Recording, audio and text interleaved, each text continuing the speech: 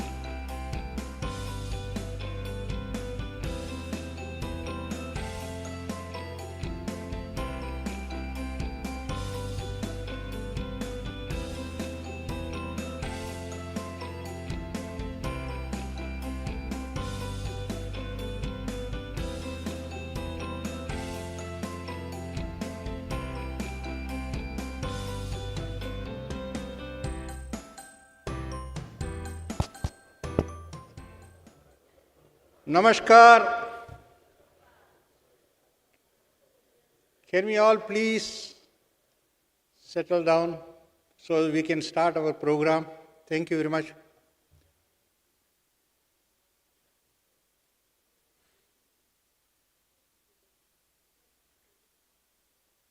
Kia ora, namaste, and warm greetings to you all. I am Professor Guna Magesan, President of Hindu Council of New Zealand. I have been associated with the World Hindu Economic Forum since its inception and had the opportunity and the honor of being its CEO in 2014 when I took early retirement from academia to dedicate myself as a full-time volunteer in New Delhi with Swami Vivekananda. Now it gives me immense pleasure to introduce two remarkable women who will be your masters of ceremonies for this inaugural session. First one is Ms. Deepa Singh. Ms. Deepa Singh is a digital content and communication specialist with a deep passion for impactful storytelling. Her professional journey includes work with Times of India Group, Sahara, and Reliance Entertainment. Currently, she serves as the director of Bhishma Democratic Research Institute. She is the editor of Hindu Post Digital and also shares her expertise as a visiting faculty member at the University of Mumbai. Second is Ms. Deepti Pandey. Ms. Deepti Pandey has been dedicated volunteer with Vishwa Hindu Parishad of Australia since 2015, serving as a public relations officer and playing a vital role within the team. She leads the initiatives such as Dharma Kitchen and captains the VHP women's cricket team in Australia. She is a committed yoga practitioner and she also works with the Attorney General's Department of South Australia. Please join me in welcoming Deepa ji and Deepti ji as they guide through this special session. Thank you very much. Namaste. Thank you, Guna ji. Namaste. First, some house rules. If you need to use the washrooms, it's located right in front of you, on your right-hand side, outside of this hall. Emergency exits are clearly marked through the venue. In case of any emergency, please follow our volunteers. They will guide you safely to the evacuation assembly point outside the convention center. Our volunteers are wearing blue badges. They are here to assist you if you need any help. All emergency contact details are mentioned on the back of your ID cards. Good morning, ladies and gentlemen, distinguished guests, and esteemed delegates. Welcome to day one of the World Hindu Economic Forum 2025. We are honored to host this landmark global event here in the vibrant city of Adelaide, under the theme Empowering Growth, Prosperity, Innovation, and Sustainability. Let's begin this grand conference with the powerful sound of Shankhnad, as it holds deep significance across the world for making auspicious beginning. I now request Swami Vivekananda ji to lead us in the Shankhnad.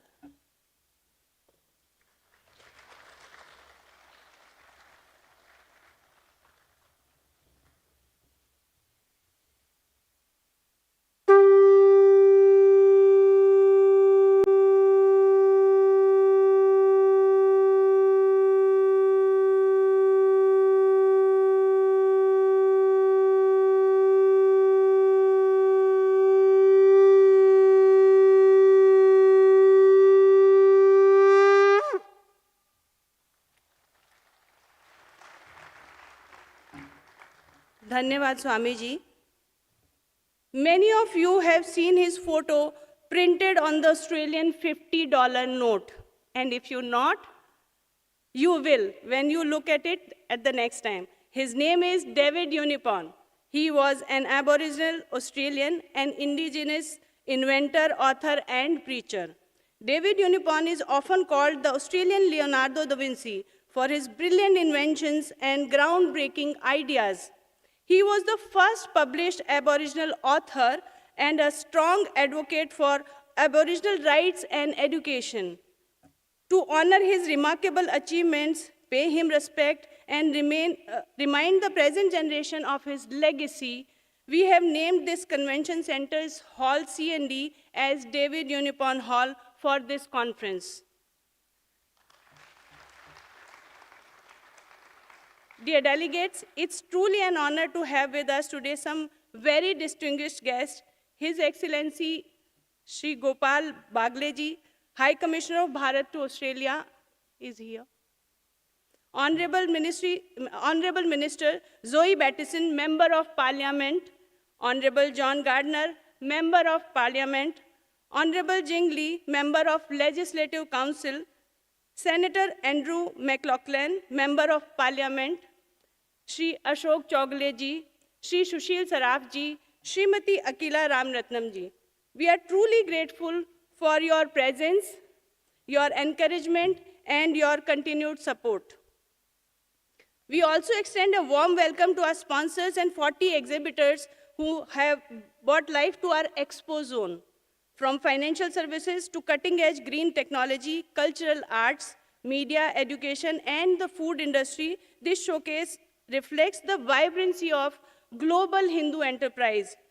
Don't forget to check out booths from Westpac, Jiva Ayurveda, Power Tech Energy, the Jute Hub, Shubham Tanks and Liners, PMA Associates, Scandish Ventures, and many more.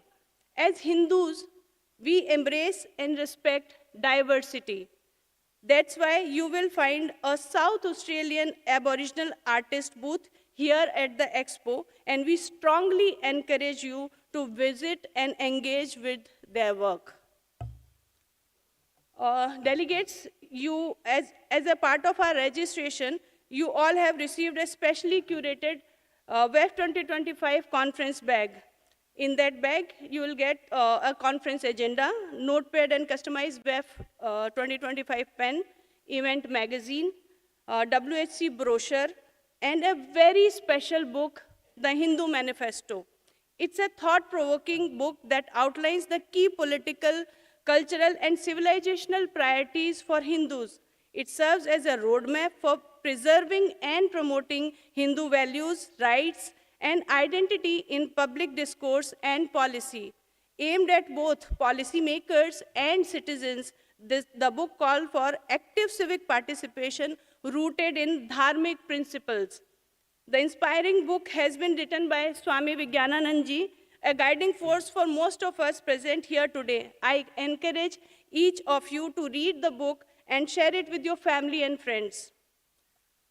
One more important thing, all delegate bags are identical, so please make sure to place your visiting card or your name at the slot at the back side of your bag. So this way, if someone accidentally picks up the wrong bag, it can be easily returned to you. Thank you. Now it's time for our Kalyugi ritual, and for that ritual, I request everyone to please sit up straight in your seats. Now take a deep breath in, inhale, and slowly exhale. Now gently raise your right hand, reach out to your pockets or purses, take your mobile phones out, and kindly switch them off or set them to flight mode. You have spent your money, energy, and time to be here at this conference. Many others could not join us due to personal commitment or visa issues. You are the chosen one.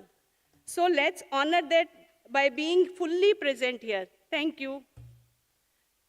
To begin the day in culturally respectful manner, I now invite Elder Perry, Chairman of Aboriginal Business Industry Council, South Australia, to deliver the welcome to country.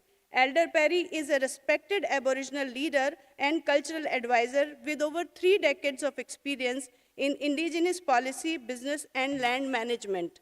He has been a strong advocate for reconciliation and partnership between the First Nations communities and the broader Australian society. His work continues to shape framework for meaningful Indigenous engagement across sectors. Elder Perry.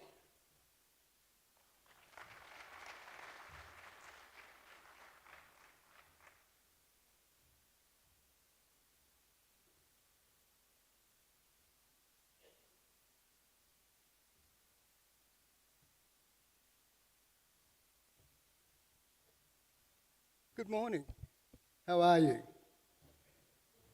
I saw your video earlier part talking about your culture, and it really hit me really hard.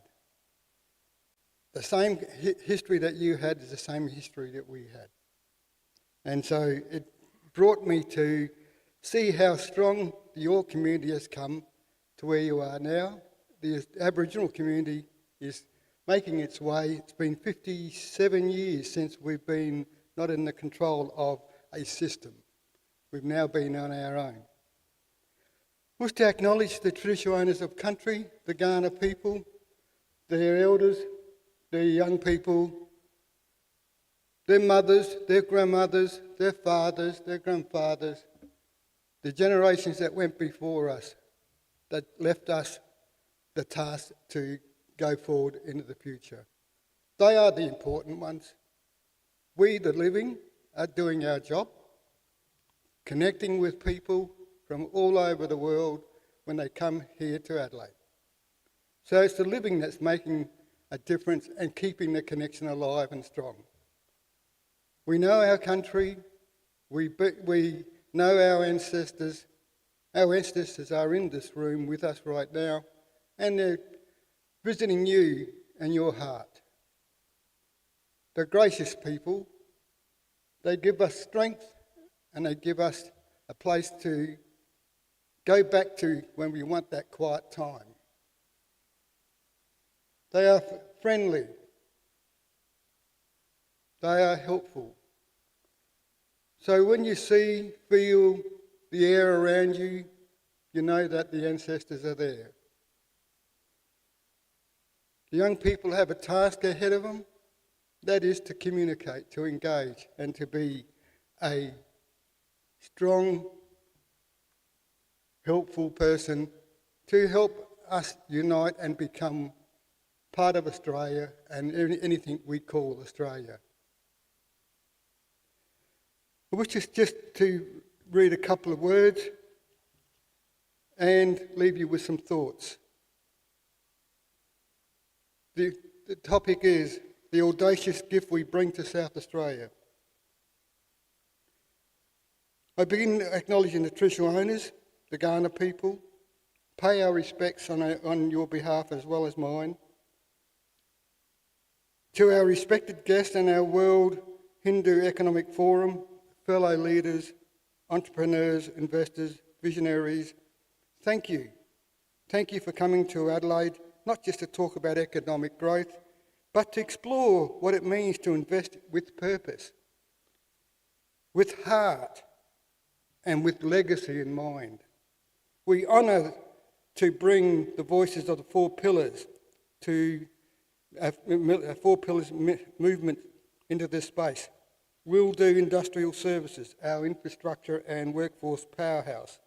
Linking Futures, our cultural intelligent design system experts. ABISCA, the Aboriginal Business Chamber of South Australia, and the Linking Futures Foundation, a home for philanthropical culture and next generation leadership. Together we are not here just to attend, we are here to build commercial bridges, personal relationships. South Australia is at a turning point. For years, Aboriginal communities here have been encouraged to participate in the economy and to flow through the systems, to tender for government contracts, for work. But rarely have we been invited to co-design the system, rewrite the rules, or to shape the investment in our image. And yet we are here today. For the first time in our state's history, we see Aboriginal businesses growing across the sectors, from small family-run tourism ventures, art collections, to large-scale infrastructure firms and multi-million-dollar projects. Emerging corporations negotiating investments in joint ventures and intergenerational assets. At the same time, there is a hunger for deeper relationships from you, the Hindu community. You are not only looking to invest in things, you are looking to invest in meaning and in legacy, in partnership to reflect the ethics of drama and cultural country of spirit. So here's our audacious thing we bring to South Australia. We bring vision with cultural capital, becomes a legitimate form of value. We, two ancient cultures, Aboriginal and Hindu cultures, walk together in our modern economy. And where the future is designed not just by economics and engineers, but by elders, youth, inventors, innovators alike. Some people have asked, what's so bold about this? Well, we tell them, it's bold to say that procurement policy is not just paperwork, it's a tool for wealth redistribution. It's a bold challenge, the idea that Aboriginal businesses should prove themselves when in fact we're building, nurturing and governing on our own lands for 10,000s of years. It's bold to stand in a room full of investors and say, we are not afraid to leave the comfort room because that's where we build bridges. To be bold, it's bold to suggest South Australia just doesn't need more projects. It needs better systems, more just partnerships, deep cultural grounding. It's bold to imagine investment not an extraction, but an activation, where capital flows into country and stay there, circulating through jobs, land, housing, youth and knowledge.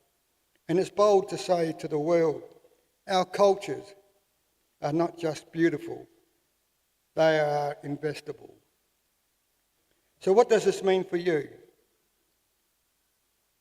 For the Hindu community, we invite you to look beyond profit and towards impact for that last generations.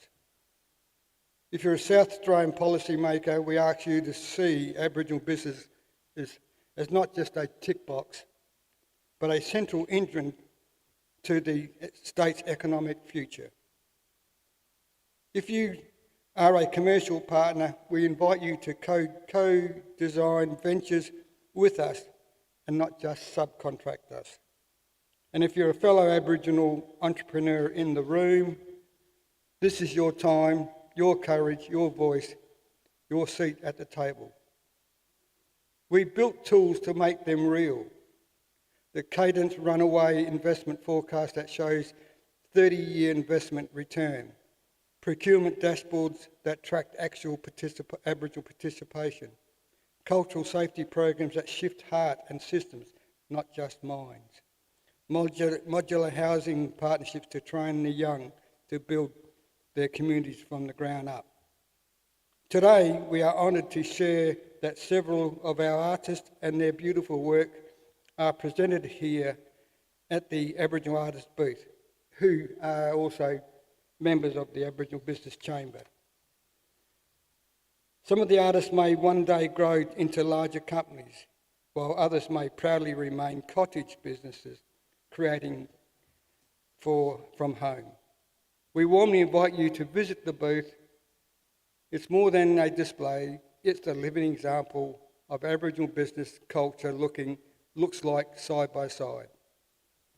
This is one of the ways the Aboriginal Business Chamber supports Aboriginal businesses, helping them showcase their product, their stories through partnerships with the World Hindu Economic Forum in Adelaide and with others like-minded industry chambers across Australia. This is not theory, this is practice.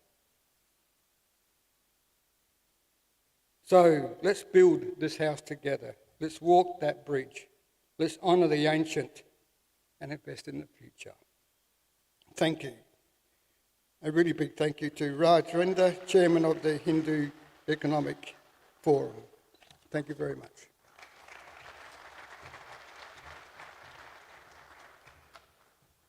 Thank you, Elder Perry.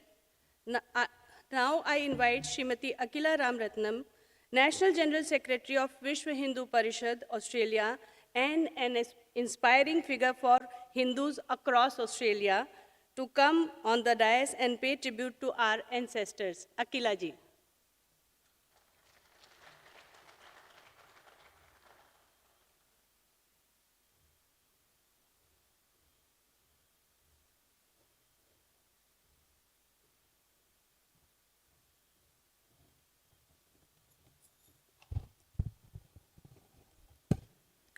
Om Shri Guru Bhyo Namaha.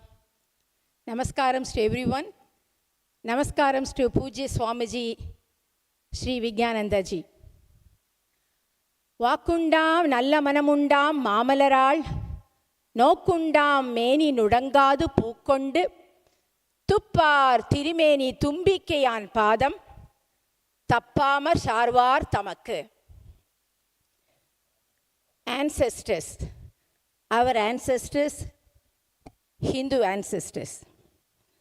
The salutation to the sacrifices and enduring spirit of our ancestors. We pay our deepest pranam to the illustrious Hindu ancestors, our rishis, munis, siddhas, acharyas, gurus, sadhus, saints, warriors, leaders, kings and queens who, across centuries of relentless foreign invasions, stood as unyielding sentinels of dharma. With unwavering courage, they embraced sacrifice and martyrdom, faced death with divine resolve, and rose in heroic defense of our civilization, culture, and people during the darkest epochs of our history. It is through their indomitable spirit, steadfast devotion, and supreme sacrifices that the eternal flame of Hindu Dharma was kept alive, so that we, their descendants, may walk today with dignity, identity, pride, and purpose. With hearts full of reverence and gratitude, we bow before them in eternal remembrance. Dhanyavadaha.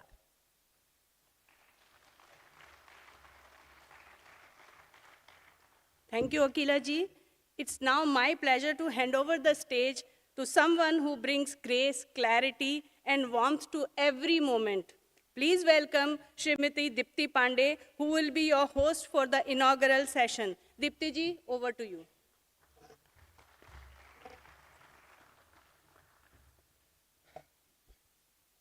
Thank you, Deepa ji, for your kind words. Namaste and Hari Om, everyone. It's my honor and pleasure to warmly welcome all our distinguished guests, speakers, and delegates from all around the world to this historic gathering. We now begin the inaugural session of the World Hindu Economic Forum 2025 here in Adelaide. At this time, I kindly invite our distinguished speakers to the stage and request them to be seated. Honorable Zoe Bettison, Member of Parliament, Minister for Tourism, and Minister for Multicultural Affairs. Honorable Joe Shokach, Member of Parliament, Minister for Trade and Investment. Honorable John Gardner, Member of Parliament, Member for Morealta. Swami Vigyananand ji, founder of the World Hindu Economic Forum. And and Shri Rajendra Pandey ji, Chairman, Organizing Committee, WHEF 2025, Adelaide.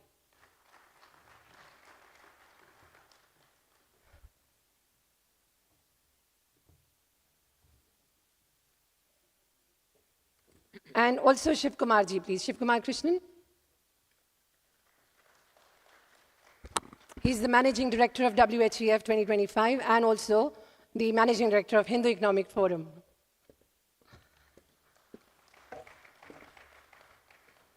Now, to officially open today's proceedings, I now warmly invite Shri Rajendra Pandey to deliver the welcome address. Rajendra ji is a respected community leader with over 20 years of experience. He currently serves as a chairperson of Hindu Economic Forum Australia and president of Vishwa Hindu Parishad of South Australia. He played a pivotal role in bringing WHEF 25 to Adelaide and is deeply committed to strengthening Bharat-Australia ties and empowering youth through global partnerships. Over to you, Mr. Pandey.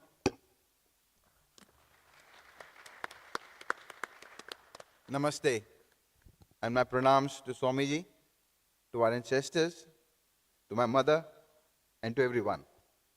Namaste, Vanakkam, and good morning, everyone. It gives me immense pride to welcome all of you to the World Hindu Economic Forum 2025 right here in the beautiful city of Adelaide in South Australia. I stand before you today filled with gratitude, pride, and an overwhelming sense of purpose.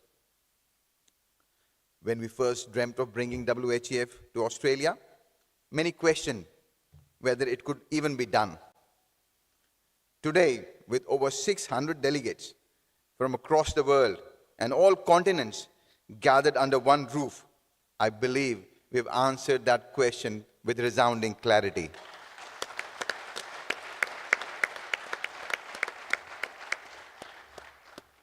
This is a historic moment. For the first time, WHEF is being held in Australia. And it is just not a conference, it is a movement. A movement that celebrates entrepreneurship, collaboration, innovation, and the spirit of dharma in economics. A movement to economically empower and uplift society spiritually and ethically. Let me begin by acknowledging the traditional custodians of this land, the Ghana people, and pay my respects to elders, past, present, and emerging. We are honored to hold this event on their land, and especially proud of our partnership with the Aboriginal Business Chamber of South Australia. Can I get the slide, please?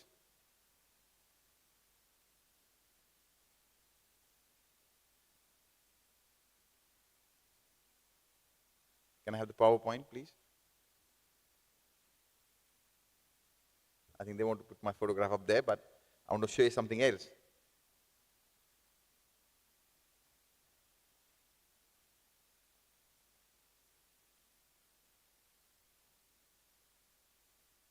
Okay, technology.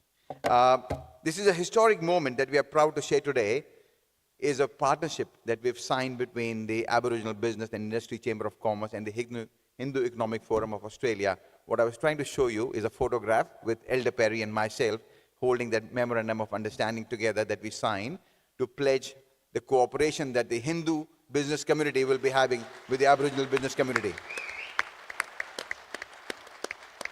Oh, there it is. Thank you. And the reason I want to share this with you is because what we are committing to is not just a token or, a token appreciation and acknowledgement. It's beyond that. We genuinely looking for a partnership, and in fact, after this conference, in fact, Elder Perry has already sent me a meeting invite.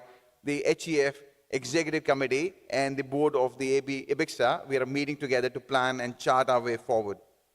It's a shared commitment between two of the world's oldest living cultures to walk forward on the path of shared prosperity, ethical enterprise, and economic justice.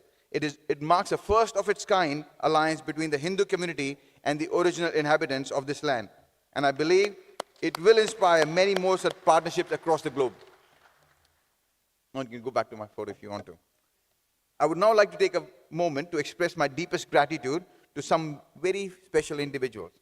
To Honorable Zoe Beddison, MP, South Australia's Minister for Tourism and Multicultural Affairs. After we met, soon after the World Hindu Congress in Bangkok in 2023, hosted by Honorable Sushil Sarafji, it was you who planted the seed. Why not bring something like this to Australia, to South Australia? Until that moment, I neither had imagined nor had the courage to propose it. But you believed in me and in my team, in our community. That belief became that spark that lit the fire that led us to the WHEF 2025 Adelaide. Zoe, thank you. Thank you for your vision and standing for us from that very first conversation to this stage. I really do appreciate that. To Minister Joe Sokach, thank you for your continued support and encouragement. Your backing has meant a great deal to us and to me personally. And I've been saying this to everyone, this conference wouldn't have happened if Zoe and Joe did not support it. I'm grateful to Matthew for your generosity with your time, for countless calls and meetings we've had to keep this project moving forward. And I'm so grateful to the friendship and support of Honorable John Gardner, Andrew McLaughlin, Vincent Tazia, for your counsel and your support at all times. To Swamiji and our WHEF board, thank you for entrusting me with this immense responsibility. It is your faith and guidance that kept us anchored and inspired. To our core team in the WHEF Organizing Committee, many of whom are my brothers in the Australian Defence Force. You've proven that army training is not just for the battlefield, it's for life, and apparently for organizing international economic conferences too. To my family, this is true actually, and I think we run well as a machine because we are all trained in army. So thank you everyone. To my family who I may have gently drafted into this venture without their explicit consent, thank you for your unwavering support, your hard work, your infinite patience with me. Thank you.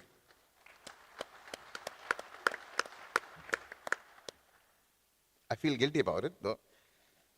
And to the wider global WHF community, your trust in us in South Australia, your willingness to travel, contribute, and collaborate has made all the difference.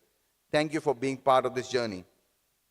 WHF was founded on a simple yet powerful idea that economic prosperity is prerequisite for cultural, social, and civilizational strength. As Hindus, we have never been short of ideas, or enterprise, or ethics. But what we have sometimes been missing or lacking is a global platform that connects our entrepreneurs, our professionals, investors with capital, innovation, and opportunity.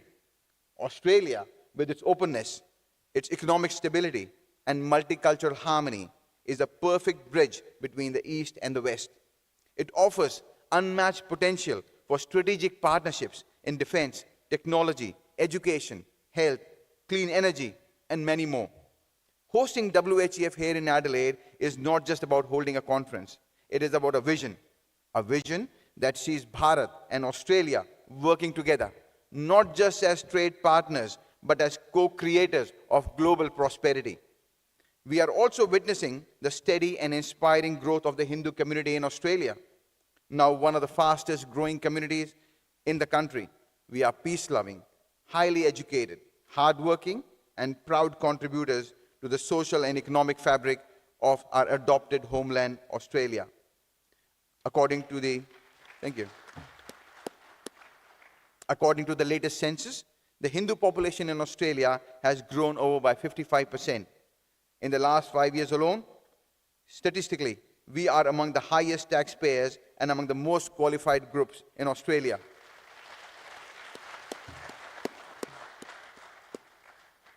We have a disproportionately high representation in professions such as medicine, engineering, information technology, academia, and small business ownership. For example, Hindu doctors and healthcare workers are a critical backbone of Australia's public and private health system, particularly in rural and remote areas. Similarly, thousands of Hindu-owned small businesses, from IT consultancies and finance firms to restaurants to logistics company, continue to generate employment, drive local economies, and add to Australia's multicultural vibrancy. And with that growth comes not just demographic strength, but the potential for deeper business, trade, and cultural engagement between two nations. Bharat too is on a rise, not just economically, but as a global civilizational force rooted in ancient wisdom and modern innovation. With the largest youth population in the world and a thriving ecosystem for startups, which saw over 100 unicorns in the last 10 years, we have a rapidly expanding middle class, and Bharat represents one of the most exciting and dynamic markets on the planet. Its leadership in digital and public infrastructure, space exploration, pharmaceuticals, and renewable energy has been recognized globally. The Future Comprehensive Economic Cooperation Agreement, the SECA, between Bharat and Australia offers a golden opportunity in collaboration in capital, technology, infrastructure, education, defense, and clean energy.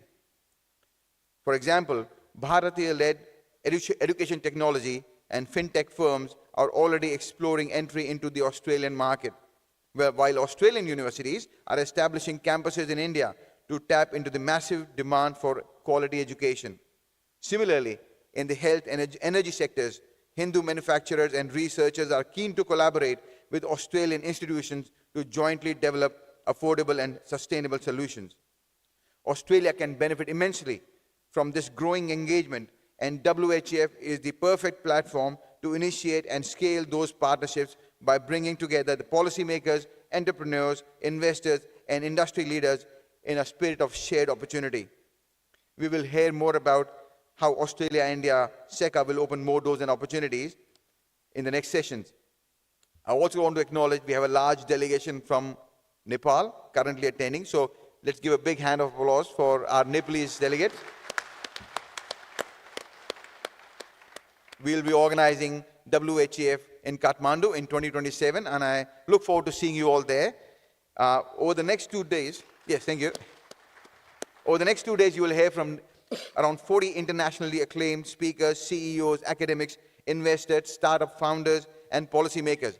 But this conference is not just about ideas, it's about action. We want connections to be made. We want deals to be signed. We want products to be launched, startups to be funded, and projects to be born. And above all, we want friendships. We want friendships to be forged that transcend border, language, and geographies. WHEF 2025 matters even more now, as we are living in the time shaped by economic uncertainty, shifting power dynamics across the world, supply chain realignments, and rapid technological change. In this era, we cannot afford to operate in silos. Bharat is rising, not just as a market, but as a civilizational force of innovation and timeless values. Australia is ready with capital, technology, and a desire to diversify and strengthen its global ties. WHEF sits at this very intersection of two journeys between the East and West, where tradition meets transformation and where value meets venture. This conference would not have been possible without the tireless efforts of our volunteers, sponsors, and community leaders. Your seva, your vision, and your faith in the mission of WHEF brought us all here.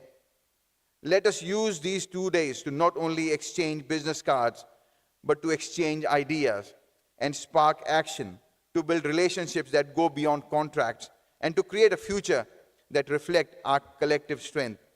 Let WHEF Adelaide 2025 be remembered as a turning point where entrepreneurs, investors, innovators, and visionaries came together to write a new chapter in the global Hindu economic story right here in Australia.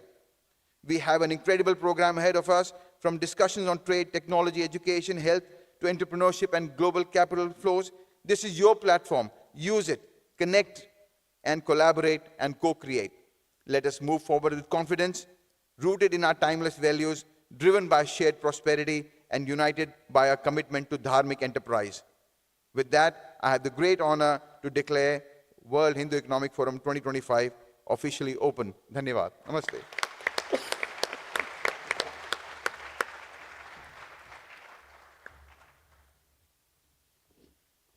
Thank you, Rajendra ji. That was actually an inspiring and visionary address. Next is my honor to invite Swami Vijnanand ji, the visionary founder of the World Hindu Economic Forum, to share the vision of WHEF with us. Swami Vijnanand ji is a sannyasi, scholar, and strategist, a true pioneer of the global Hindu Renaissance. An IIT BTech graduate, he later earned the titles of Acharya and Vidya Varidhi through advanced studies in Sanskrit Vyakaran and Hindu philosophy. He serves as Joint General Secretary of Vishwa Hindu Parishad and is also the founder of the World Hindu Congress and WHEF, both of which have held landmark conferences around the world. Swamiji. Namaste. Namaste, everybody. Namaste, Vanakkam. Namaste to all our ministers, parliamentarian, dignitary here. My responsibility is to highlight the vision and purpose of the World Hindu Economic Forum. You know, if you go through the statistic, World Bank report, 9.9% population of the world live under extreme poverty. And 1.6 billion, almost 20% of world population live under higher poverty, And Hindu aspiration is always from the very beginning, Sarve Bhavantu Sukhina. We want everybody should be prosperous. Therefore, our philosophy of World Hindu Economic Forum is prosperity for all. In all our civilization journey, we have never condemned poverty, but we have never glorified also. Our aspiration, prayer is always for everybody well-being. And that is the core philosophy of the World Hindu Economic Forum. Everybody should become prosperous. But how this is possible? Therefore, our philosophy you can see everywhere is World Hindu Economic Forum philosophy is making society prosperous. And this will not happen just by charity, This will not happen by charity and donation. To eradicate poverty across globe, actively we have to foster prosperity. And this prosperity will come only when promotion of enterprise, entrepreneurship through systematic approach and sustainable wealth development for everybody. And that is our vision, making society prosperous, and our mission is creating and sharing surplus wealth. Remember, creating and sharing surplus wealth. Many philosophies talk about the creation of wealth, but they don't talk sharing the wealth. Many talk about the distribution of wealth, but they don't talk about creation of the wealth. Our Hindu philosophy from the very beginning, from the Vedas, they talk Sata Hasta Samahara Sahastra Hasta Sankira. Create wealth with 100 hands and share with 1,000 hands. That is our philosophy of the Hindu. And this will only happen, creation of wealth only happen when we promote enterprise and entrepreneurship. To promote enterprise entrepreneurship across the world, what is the first important part is the market access. Market access is very, very important for the fostering enterprise entrepreneurship. Once you promote market access, enterprise thrives. They will be able to reach consumer, understand the demand of the market, effectively deliver their products and services. Market access determine viability of the business idea, affect revenue generation, influence scalability also. Generally, you see two brothers running a grocery shop. One brother remained in the village, one came to the city. Village fellow is still running the same grocery shop. City fellow become a superstore owner, because the market. Without adequate access to the market, local, national, and global market, even the most innovative venture may struggle to sustain themselves. Entrepreneurs require platform and network that connect them to the buyer, supplier, partner, distribution channels. They also need support in navigating regulation, understanding customer needs, and competing fairly in the market. Market access is not just a beneficial but indispensable enterprise and development. It transforms entrepreneurial idea into viable business by connecting them to the demand side of the economy. Here comes World Hindu Economic Forum as a supporting and facilitating platform. Next session, you will talk about the ICTA and SECA. The next session, they are talking about the market only. Negotiation Bharat and Australia will be happening. Second point for any enterprise entrepreneurship development is the affordable capital. Access to affordable capital is crucial for the fostering entrepreneurship as it enables individual and business to invest in the idea, expand operations, develop new product, services, and generate employment. Without reasonably priced financing options, aspiring entrepreneur, especially a small and medium enterprise, struggle, face significant barrier in the turning innovation concept into viable venture. Affordable capital also ensure a more inclusive and dynamic economic environment that support long-term growth and competitiveness. This is where the World Hindu Economic Forum comes as a facilitator. Third important part is human resource capital is critical for development of enterprise and entrepreneurship. Human resource capital play a pivotal role in driving development of enterprise entrepreneurship. It encompasses knowledge, skills, experience, creativity, innovation, capacity of individual, quality essential for identifying opportunity, solving problems, and creating values. A well-educated, skilled, motivated workforce not only enhances productivity but also fosters innovation, adaptability in a competitive environment. Enterprise and entrepreneurial venture thrive when supported by a strong human capital, as it enables better decision-making, efficient management, and sustainable growth. Once again, the World Hindu Economic Forum serves as facilitator and connector to this process. And fourth important part is adoption and integration by technology are essential for the growth and survival of business in the today fast-changing world. I don't have to tell you, you all know. In an increasingly competitive globalized market, technology serves as a both catalyst and backbone for the innovation. Efficiency, adaptability, the strategic use of technology gives businesses a significant competitive edge. Businesses that swiftly embrace, integrate technology are able to reduce operational cost, scale their operations, respond to the market changes more effectively, meet customer expectations with the agility. The integration of technology is no longer a matter of choice, but a necessity. It is a continuous journey of transformation that enables business not only survive in the current landscape, but also to thrive and lead in the future. And here, World Hindu Economic Forum comes as to promote, educate, integrate technology for growth and sustainability of the enterprise entrepreneurship. If you all educate, if you miss the bus, if you miss the technology, you are out of business. And it will short span time, we have seen. I don't want to go in detail.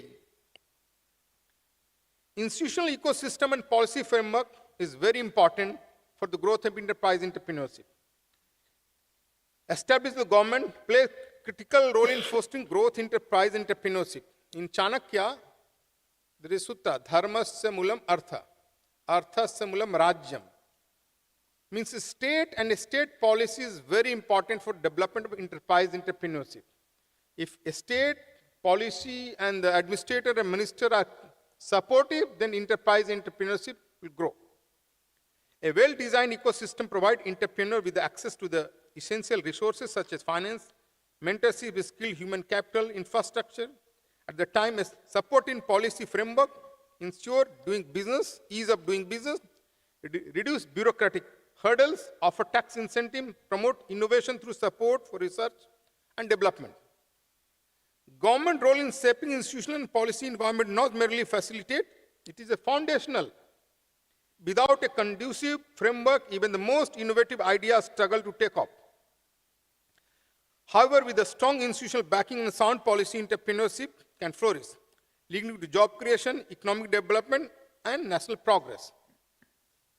Just for example, following the Second World War, Western Europe, including countries like Italy, Germany, Britain, Netherlands, France, along with the United States, Canada, Japan, This side, Australia and New Zealand experienced remarkable economic growth and development.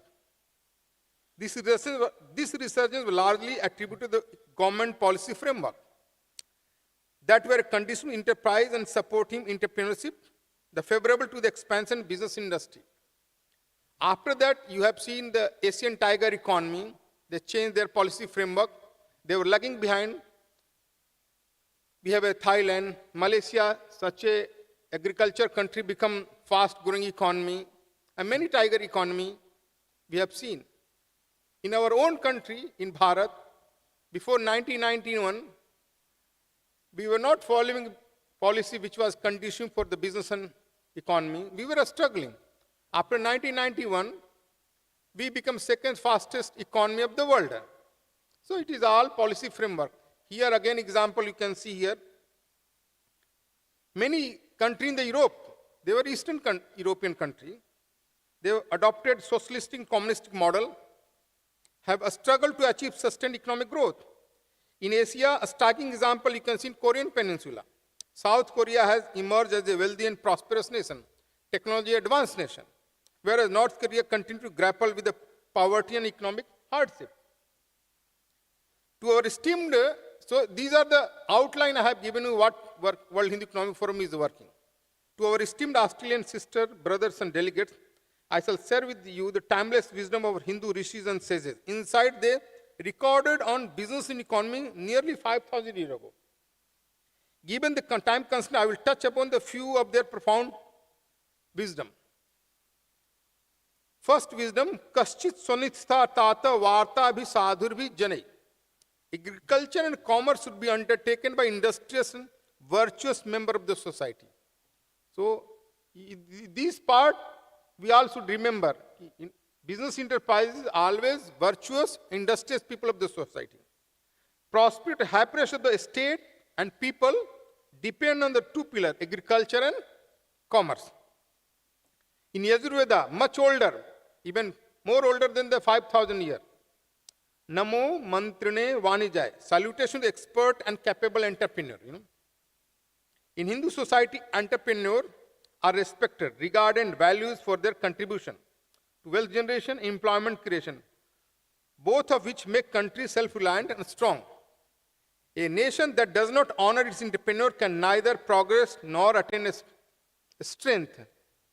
In this modern time, we always say talent, technology, and capital only you can attract, you cannot control. In Sukraniti Sar, another our great book, care for businessmen, Satya Acharas Dhanika Vyavhare Hata Yadi. Sometime honest entrepreneur and farmer fell into distress. During those times, the state should help them overcome the difficulty. Then they will be able to contribute more positively for the business and economy of the society. And the last one point, in Mahabharata, our Rishi Vedavyasa has attributed, this is, I'm talking about those days. They are talking about the international trade and commerce. Entrepreneurs who have traveled from far away to conduct business and earn profit should be treated fairly. A state tax collector should collect appropriate amount of tax, not more than necessary. Namaste.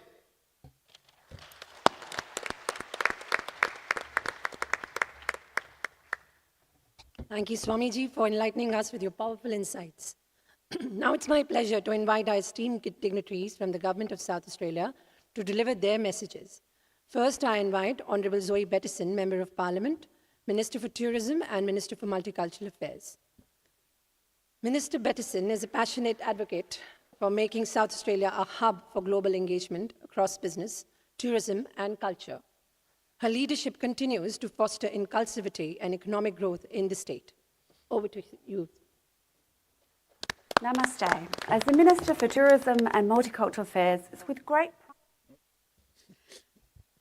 Namaste. As the Minister for Tourism and Multicultural Affairs, it's with great pride that South Australia will host the World Hindu Economic Forum 2025 in Adelaide, the first time this important event will be held in Australia and the Southern Hemisphere. South Australia stands ready to welcome your delegates from around the world, offering a dynamic and supportive environment for economic collaboration, innovation and sustainable growth.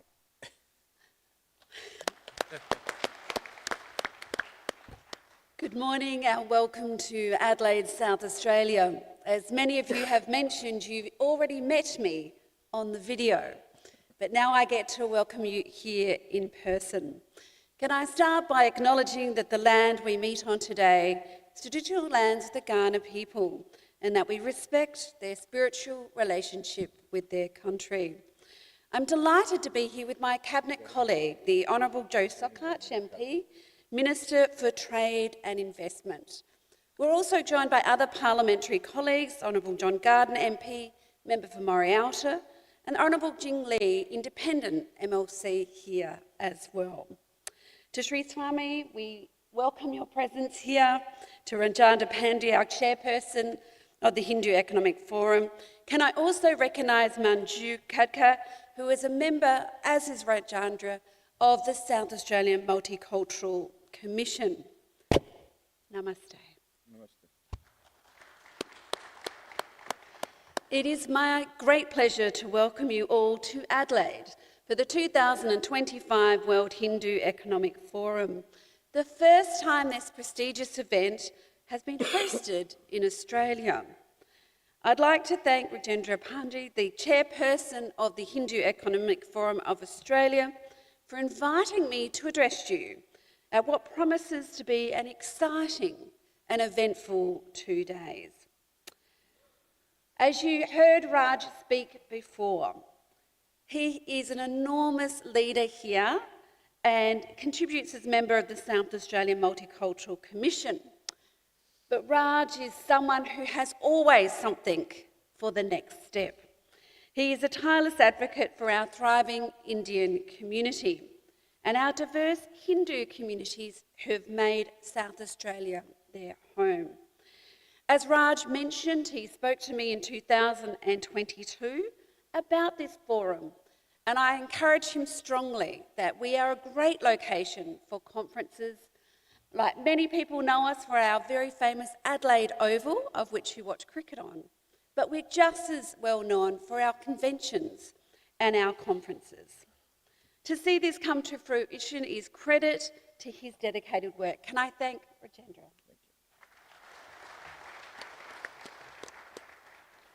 We stand here today with more than 600 delegates from more than 15 countries. Tickets completely sold out many weeks ago.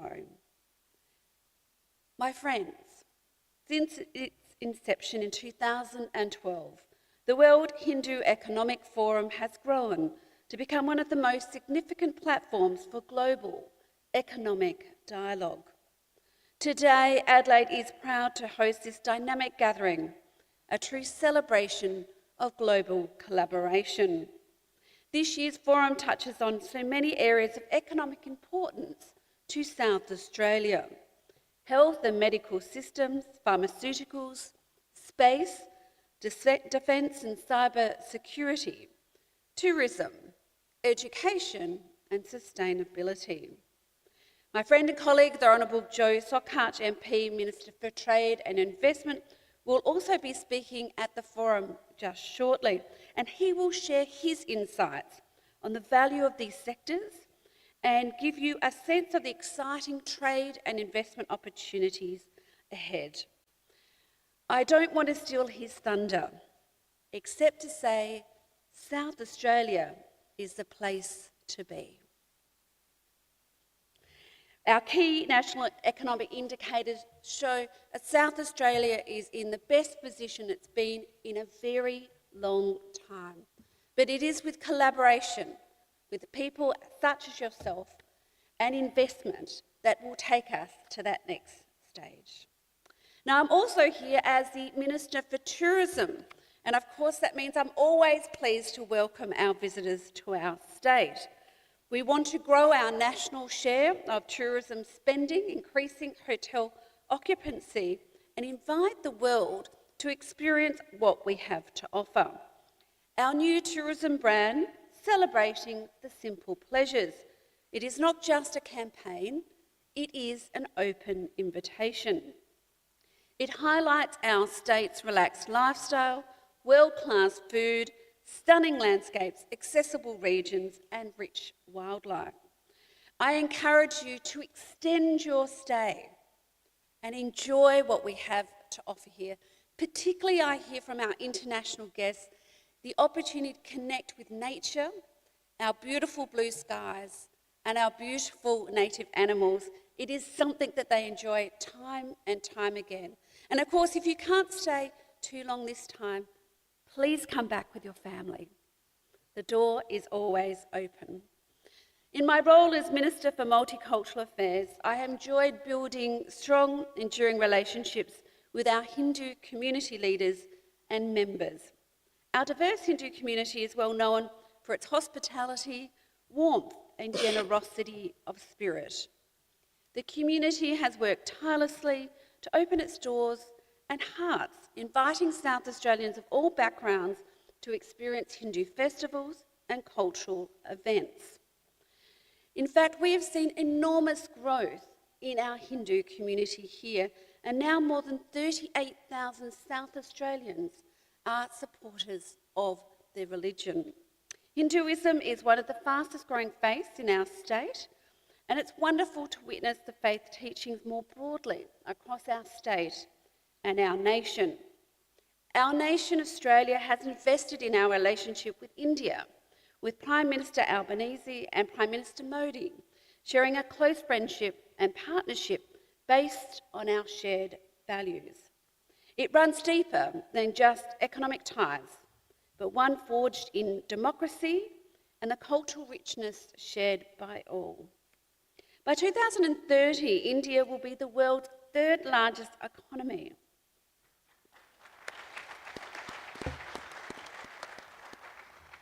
This is an opportunity for both our nation and our state. However, there's one thing I know about being from the Minister for Multicultural Affairs. It is that our outcomes are formed by friendships and relationships. And examples of this conference here, when you meet someone face to face, the conversations you can have are in so much greater depth than over Zoom or just reading about it. Take this opportunity, ask your questions. What is the future for your company here in South Australia? Our growing Hindu community has guided us greatly, and we see the impact and influence on this growth in all aspects of our life, socially, culturally, and economically. Our Premier, Peter Malinauskas, has travelled to India only recently to build those economic ties, but also to understand our shared collaboration opportunities. Once again, this forum is an example of that. We see many people come here, and if there's one thing I see about our wider Indian community, our Nepalese community, our Fijian community, is that you are determined, highly educated, entrepreneurial, and innovative. And you have such a strong reputation for working hard. What might start as a small business today, tomorrow will be one of our largest employers. I see that within your community, and together we can continue to grow. It is a great honour of mine to speak to you at this World Hindu Economic Forum. For those of you visiting the first time, enjoy South Australia. We welcome you, we want you here, and we look forward to you investing in our state. Thank you very much.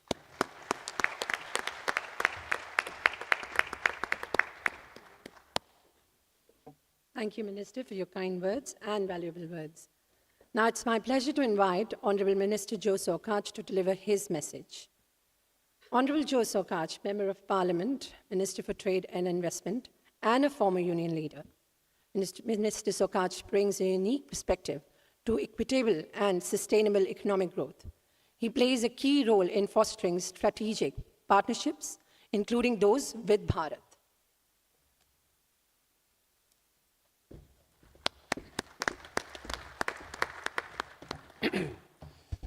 Thank you so much. Namaste, and good morning to friends, colleagues, people who have travelled from near and afar, particularly so many of you that join us this morning from India. It is my pleasure to join your special guests, the chairman, the founder, my parliamentary colleagues, including Minister Beddeson. It is a great pleasure to be here this morning. It's also a very proud opportunity for me on behalf of the Government of South Australia to welcome you to South Australia in a very opportune of times. Our economy here in South Australia is performing exceptionally well. In fact, the second best performing economy anywhere in the country. We also measure by... you're very welcome to clap that, please. By the measure of state final demand growth, we continue to outperform other states in the Commonwealth. And by the measure of the Business Council of Australia, we are the best place to do business anywhere in our country. It is with that optimism and opportunity that the World Hindu Economic Forum finds its place here in South Australia, here in Adelaide, at the most important of times. The relationship between South Australia and India is also at a critical juncture. We, just like India, believe in the rules of fair and open trade. We believe that tariffs put an unfair and disproportionate impact on developing economies. We also believe that through the leadership of India and Australia that we will continue to strive for a rules-based trading and economic environment.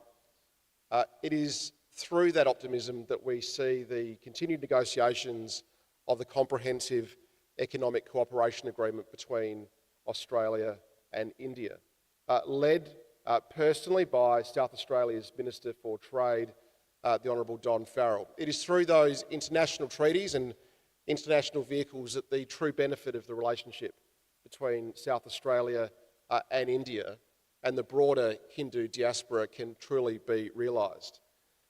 South Australia has been investing in growth, investing in new and emerging technologies for generations.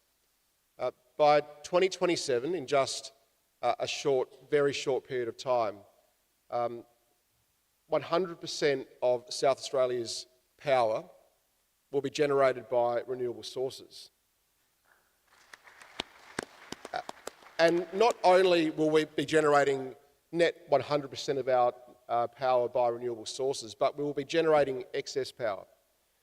And we are committed to harnessing that unique geography and unique climate that we have here in South Australia through the wind, through the sun, to generate green and renewable sources of future fuels, to kickstart, as India is investing in as well, a green steel and decarbonised steel future. We speak openly and proudly about the sustainable and green and clean primary production. The strength of our agribusiness is known to so many of you in this room. But so too is the emerging home that finds itself here in South Australia to the nation's defence and space industries. The most important of Australia's sovereign defence capability is being built right here in South Australia. It's with that strong connection to our advanced manufacturing base that we can deliver these programs, but also through our generational commitment to investing in skills and training. And South Australia's most important economic relationship with India and the Hindu diaspora being education. We invest in the education of our citizens here, but also we see the role that South Australia plays in supporting the educational and skills acquisition and capability needs for our partners in our region. That is what we as a government are committed to doing, and it's exactly what is behind the 17% growth in our trade with India in just the last 12 months. It also underpins the strength of the Quad, a new and emerging relationship that is unique to Australia and unique to India, and led so significantly by Prime Minister Modi in India, is the ability for relationships and bilateral and multilateral relationships like the Quad to drive cultural, political and, importantly, civil and safety outcomes for citizens. The aspiration of the Modi government is clear and profound. When I had the privilege of meeting with Minister Piyush Goyal here in South Australia not too long ago, he briefed me on the goals and aspirations of the Indian government, particularly the drive to increase the two-way trade between India and Australia to $500 billion. We are a state and we are a government that is deeply committed to that aspiration. We want to see more of our exports travel to India, but at the same time, we want to see the existing goals and aspirations of India to secure its supply chain, to build its own sovereign defence space and advanced manufacturing base to complement that trade. Through the collaboration that forums like the World Hindu Economic Forum provide, the unlocking and untapping of that economic collaboration between South Australia and India can be truly realised. I had the pleasure to travel and lead a trade mission to India earlier this year. Before I travelled, I was expecting to see great opportunities, but as I hope you, for those that have travelled afar, see here in South Australia, it's not until you're able to get your feet on the ground that you can truly appreciate some of the opportunities and the depth of the relationship that we share.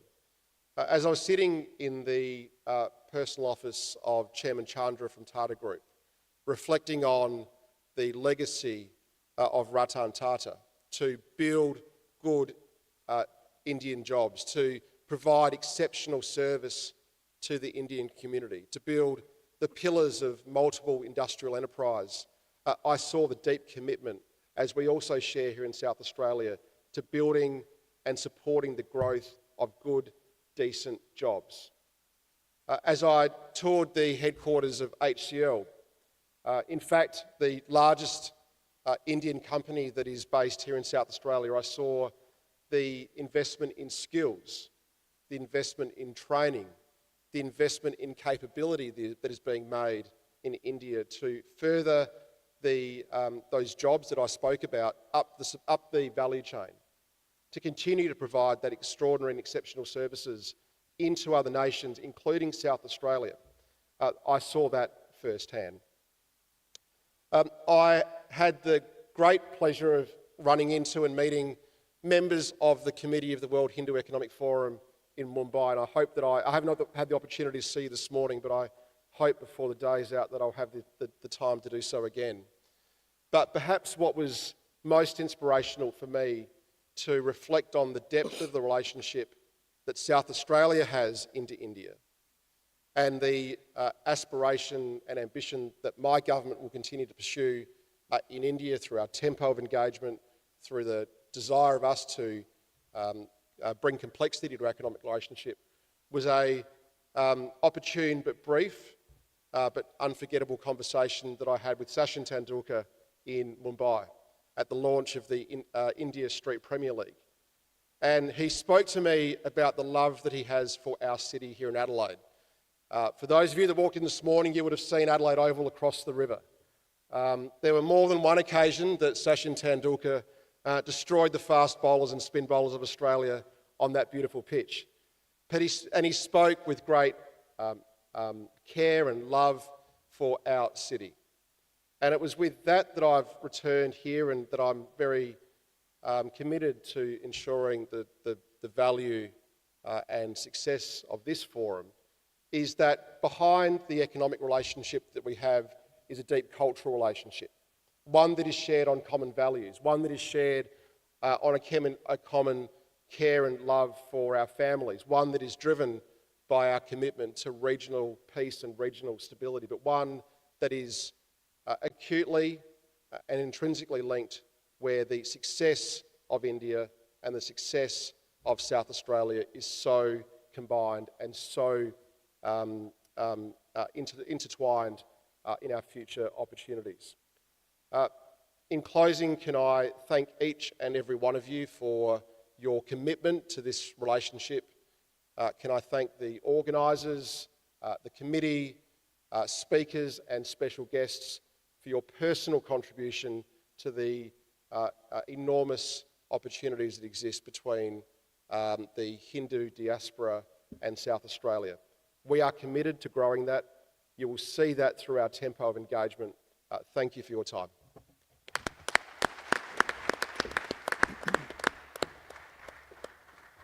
Thank you, Minister, for your encouraging words. I now welcome Honourable John Gardner to share his thoughts. Honourable John Gardner, Member of Parliament and Member of Morialta, elected in 2010. He has served in key leadership roles, including as Shadow Minister for Education. He has been instrumental in implementing significant reforms within South Australia's education sector. He is here to represent the Leader of Opposition. Thank you. Namaste, Vanakkam. Good morning to you all, and welcome to South Australia for those of you who have travelled. It's an honour for me to be able to be here this morning representing the Leader of the Liberal Party, the Honourable Vincent Tarzia, the Leader of the Opposition in South Australia. Vincent would very much have liked to have been here this morning. Family commitments ensured that he wasn't able to come, but he's actually given me some messages to share, and I'll offer some of my own as well. So welcome to Adelaide for the 2025 World Hindu Economic Forum. I just want to make a couple of acknowledgements to Uncle Parry AGS. Thank you very much for the welcome to country, and we acknowledge the spiritual relationship the Ghana people continue to have and will always have with this land. My parliamentary colleagues, the Honourable Zoe Bettison, Minister for Tourism and Multicultural Affairs, the Honourable Joe Sokach, who you heard from most recently, Minister for Trade, Investment and a range of other things. My good friend, the Honourable Jing Lee, and her wonderful husband, Eddie, who are here with us this morning. Jing and I were elected to the Parliament together in 2010. We have shared many opportunities over the last 15 and a half years to share time with the Hindu community in South Australia, and along with many other multicultural communities in South Australia. I also want to recognise another local elected representative who's here in the room with us this morning, Councillor Jags Lakhani from the Campbelltown Council. Jags is a prime example of what we hope to achieve in South Australia as a multicultural community where we inspire and encourage people to come here, build their lives here, and bring the best of their culture. Jags is a Hindu South Australian who now owns a small business. He's worked very hard through his life. He represents part of the area I represent through the Campbelltown Council as one of our local representatives. And Jags, it's great to see you here this morning. I apologise if there are any other elected representatives who I've missed. I think it's really important that representatives from around the community and government are here to welcome you this morning. The Liberal Party and the Labor Party, the parties of government, opposition and minor parties, and independents, we may run against each other at elections, but we stand as Team South Australia when it comes to valuing the events such as this. And the relationship that South Australia has with the World Hindu Economic Forum, I think will only grow in the years ahead, and I'm very glad that it has been brought here. So I want to begin by congratulating Rajendra Pandey and all of the organisers, the founder, the chairman, all of the committees who are involved for bringing this prestigious global gathering to our wonderful city. To the distinguished guests, international delegates, business leaders from around Australia, around the world, welcome to Adelaide, welcome to South Australia. We're proud to host you. Now, I talked a bit about bipartisanship, and I'm going to reflect on a couple of bipartisan themes. I want to start by echoing in a bipartisan fashion the call from Minister Bettison. For those who have not been to Adelaide before, or those who are enjoying our beautiful city, if you can add an extra day or two to your trip, make sure you do. There is so much to appreciate and enjoy in and around our city, and I hope you will. But back to this forum. It's an incredible platform, bringing together entrepreneurs, investors, policymakers and changemakers with the common mission to foster prosperity through enterprise, innovation and ethical wealth creation. The theme of this year's forum, Innovation and Entrepreneurship for Sustainability and Prosperity, it's very timely and I will return to it. It's a very strong program. You have speakers from leaders of business and civil society in South Australia, guests from India, Nepal, Malaysia, the United Kingdom, Singapore, and beyond. It's very impressive. You've done very well. Events like the World Hindu Economic Forum are vital. They don't just create a dialogue, but they create opportunities. And when we contemplate the opportunities that exist from our point of view here in South Australia, it's very hard to look past. In fact, it's impossible to look past our relationship with, of course, the country that has the largest Hindu population in the world, and that is India, of course.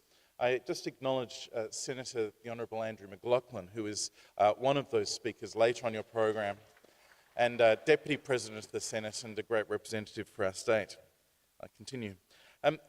To reflect on that relationship with India, India is one of South Australia's most significant and fastest growing economic partners. Trade between our regions is strong, it's growing. India is South Australia's fourth largest export market and growing, with over $1 billion a year in exports each year, and we would like to see that grow. We would like to see the growth with the other countries, of course, represented through the WHEF as well. So back to your theme, empowering growth, prosperity, innovation and sustainability. It's so much more than trade in goods. It's about people. And some of those sectors where the people trade is so important. I think about India is the #1 source of international students for South Australia, which is a wonderful achievement, something we're very glad of. It is Indian visitors and visitors to South Australia are our 5th largest source for tourists and growing. I think much of that is driven by the incredibly strong Indian and Hindu community here in South Australia. Some 30,000 Hindus in South Australia, and that welcoming nature to encourage people to come here and appreciate what we have to offer is something that the rest of us greatly value. It contributes enormously to our economy, but importantly enriches our communities and our economy. Those numbers don't reflect the economic impact, which is amplified by the high level of education, in entrepreneurship, innovation, and commitment that the community provides. It also highlights, I've always thought that if you are doing well in a sector, then that is often the area where you can get the best growth by leaning into it. It highlights the untapped potential that can be further explored. And I'm really pleased as a Liberal Party representative to know that we have bipartisan support for something the Labor Party also wants to see. I know Jing Li has been talking about this for many years. We'd love to see increase in direct flights from South Australia to South Asia and into India in particular. Anything we can do to support that will be supported.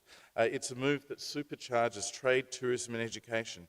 It's greater connectivity leads to greater collaboration. This forum also highlights key themes where the two regions have clear alignment: technology, education, sustainability and healthcare. In technology, South Australia for a number of years has been leading in space, defence and cybersecurity.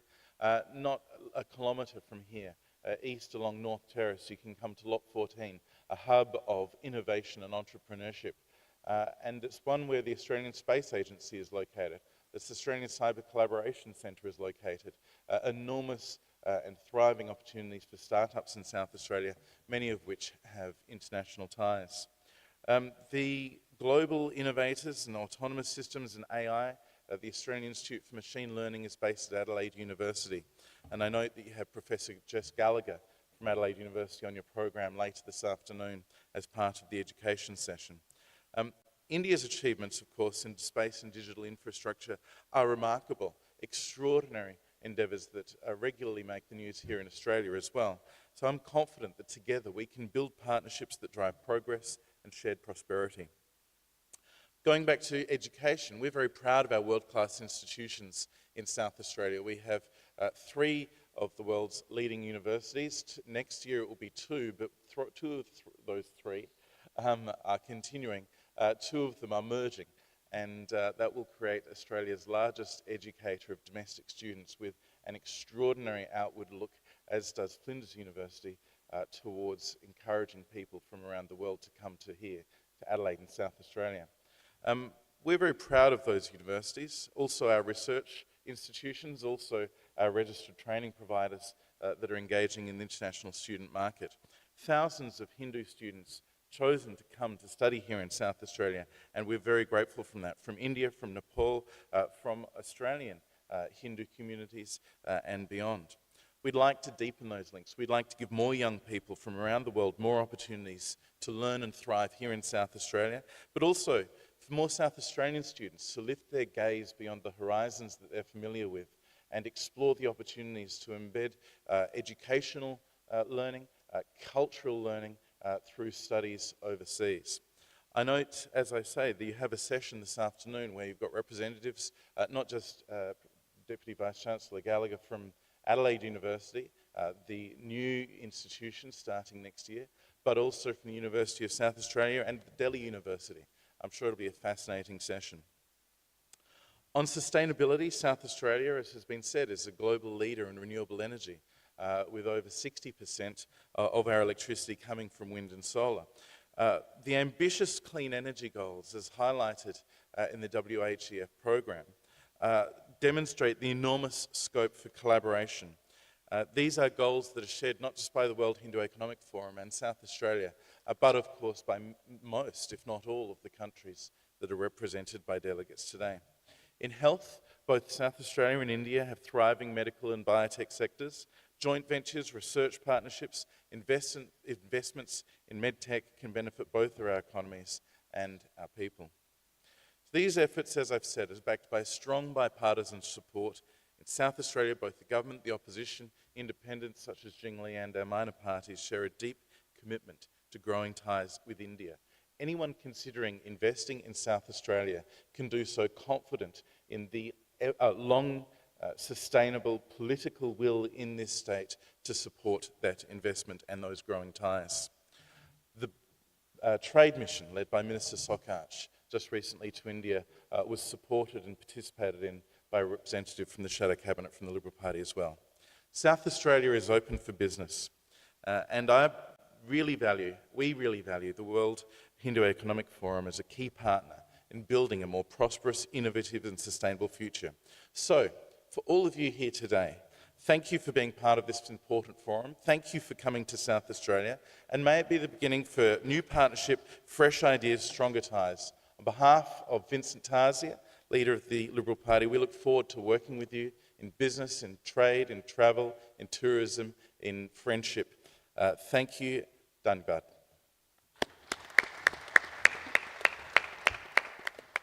Thank you, Honourable John Gardner, for sharing your thoughts and for your presence here today. To formally thank our distinguished speakers, I now invite Sri Shivkumar Krishnan, member of the WHEF 2025 Organising Committee. Shivkumar ji is the Managing Director of Hindu Economic Forum Australia, a finance professional with over 2 decades of experience in corporate reporting and compliance. He currently works with the South Australian Business Chamber and is widely respected for his strategic insight. Namaste, Vanakkam. Good morning, ladies and gentlemen. What an inspiring way to open the World Hindu Economic Forum 2025 here in Adelaide. I am deeply honored to deliver this word of thanks on behalf of the Organising Committee and the Hindu Economic Forum of Australia. Today marks not just the beginning of a conference, but a significant step in fostering global collaboration grounded in dharmic values and enterprise. To Honourable Ministers Zoe Patterson and Joe Sokach, thank you for championing multiculturalism tourism, and trade. Your leadership makes South Australia a welcoming hub for international engagement. To Honourable John Gardner, Member of Morialta and Shadow Minister for Education, your commitment to youth, innovation and education strongly aligns with the values we uphold in this forum. Your support is genuinely appreciated.